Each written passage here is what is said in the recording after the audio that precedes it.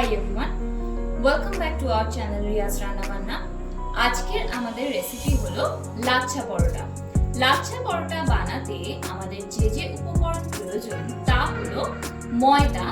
এখানে আমরা 500 গ্রামের মতো ময়দা নিয়েছি, পরিমাণ মতো নুন, দুটো ডিম, 2 টেবিলস্পুন চিনি, 50 গ্রাম টক দই, 250 ml সাদা তেল এবং মাখার জন্য ময়দাটা ভালো করে মেখে নেওয়ার জন্য আমরা এখানে কিছুটা পরিমাণ জল ঈষৎ উষ্ণ করে ফুটিয়ে নিয়েছি।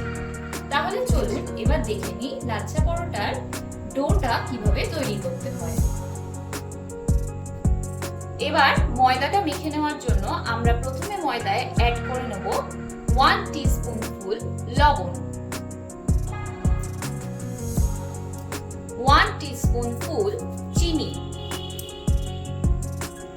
এবারে আমরা এতে অ্যাড করে নেব 3 টেবিলস্পুন ফুল টক দই,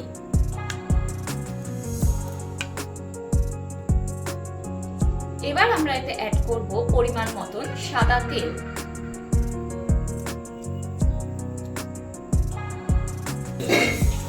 এবার আমরা এতে অ্যাড করে নেব দুটো ডিম, এবার এতে অ্যাড করব মেখে নেওয়ার জন্য ঈষৎ উষ্ণ জল। সমস্ত কিছু দিয়ে এবার ময়দাটা ভালো করে মেখে নিতে হবে।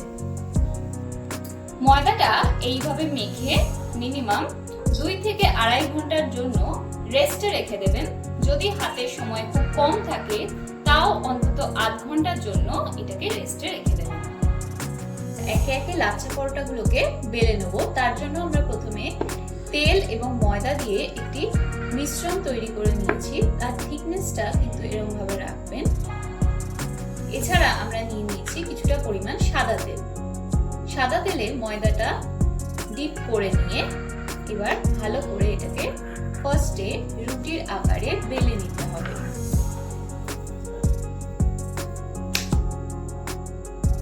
এভাবে গোল করে বেলে নিয়ে এবারে আমরা পরোটাটার উপরে মিশ্রণটা ভালো করে একটা ব্রাশ দিয়ে মাখিয়ে নেব। এবার এটাকে ঠিক এইভাবে ভাঁজ করে নিতে হবে।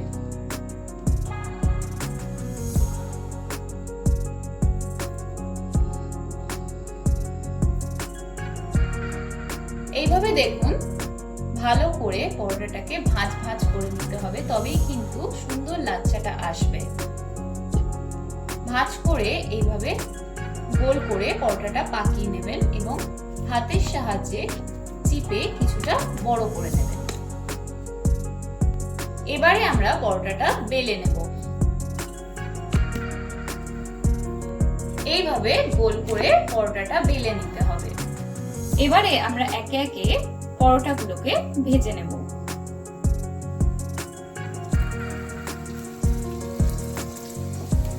এইভাবে এপিট ওপিট করে ভালো করে পরোটাটা ভেজে নিতে হবে।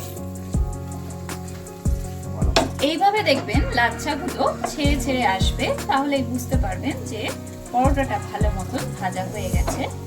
এবারে আমরা পরোটাটা তুলে নেব। তাহলে আমাদের লাচ্ছা পরোটা রেডি। দেখুন কি সুন্দর এটা ভাজা হয়েছে এবং সুন্দর লাচ্ছাগুলো দেখুন, দেখুন কি ভালো করে লাচ্ছাগুলো উঠে আসছে। এইভাবেই আপনারা বাড়িতে ট্রাই করে দেখবেন। আশা করি আপনাদের ভালো লাগবে। আর ভিডিওটি যদি ভালো লেগে থাকে তাহলে অবশ্যই চ্যানেলটিকে সাবস্ক্রাইব করতে প্লিজ ভুলবেন না।